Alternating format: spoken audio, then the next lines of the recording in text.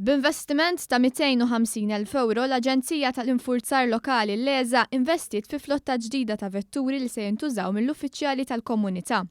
L-20 mutur u 6 karozzi ġodda bdew jintużaw l-4 filgħodu wara li żanżnu fi Pjazza San George fil-Belt. Dawn se jingħaqdu mal-flotta tal-LESA biex l-Aġenzija tkun tista' taqdi d-doveri tagħha aħjar. Il-LESA investiet ukoll fil-bis protettiv li jintuża sabiex iħares is-sigurtà tal-uffiċjali. Il-kap eżekuttiv tal-Aġenzija Mit ħabbar li tinħareġ ukoll sejħa pubblika sabiex fi żmien li ġej ma' din il-flotta jingħaqdu 20 vettur oħra favur l-ambjent. Saħaq li fil-waqt li l-LESA se tkompli tinvesti se jkollha bżonn tingaġġa aktar persuni magħha.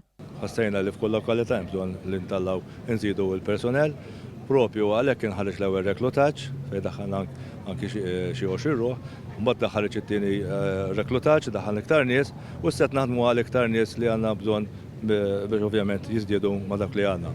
L-għan tagħna huwa illi kemm jista' jkun sa qisu sentejn oħra naslu qisu nqarbu l-200 ruħ.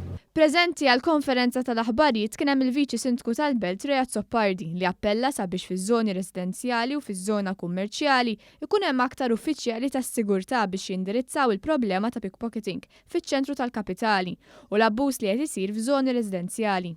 Permezz tal-LESA u Transport Malta, żoni kummerċjali jkunu massa tant tajjeb biex jekk ikun hemm dan l-abbuż jinqata' malaj kemm jista' jkun. Mill-banda l-oħra, in-naħa tar-residenti qegħdin ngħidu li l-LESA għandha tkun iktar preżenti kemm filgħodu kemm filgħaxija. Issa lkoll nafu li warden filgħaxija jiġina ħafna flus bħala kunsill lokali. Però hawnhekk nitlob li jintervjeni lill-Gvern għaliex il-Belt minna nifisha issa li iktar ma jgħaddi żmien iktar issir żona prattikament kollha kemm kummerċjali għax għandek diversi attivitajiet qed isiru mad-dawra kollha tal-Belt. Awtomatikament jibdew isiru l-abbużi hemmhekk ukoll. Is-Segretarju Parlamentari għall-Gvern Lokali u l-Komunità Silvio Parnis tkellem dwar l-irwol importanti tal-LESA sabiex flimkien mal-Pulizija u Transport Malta jagħmlu l-infurzar li hemm bżonn u jservu l-ċittadini tagħna. Dan l-investiment ifisser li l-LESA se tkun aktar armata biex inżommu l-ordni fil-pajjiż.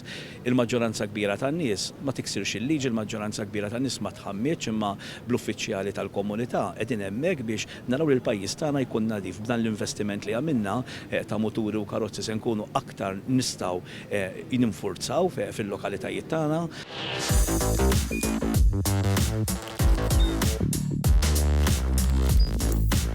Idħol fuq one.com.mt u hemmhekk tista' tara l-programmi kollha li jxandru fuq One permezz ta' One Play.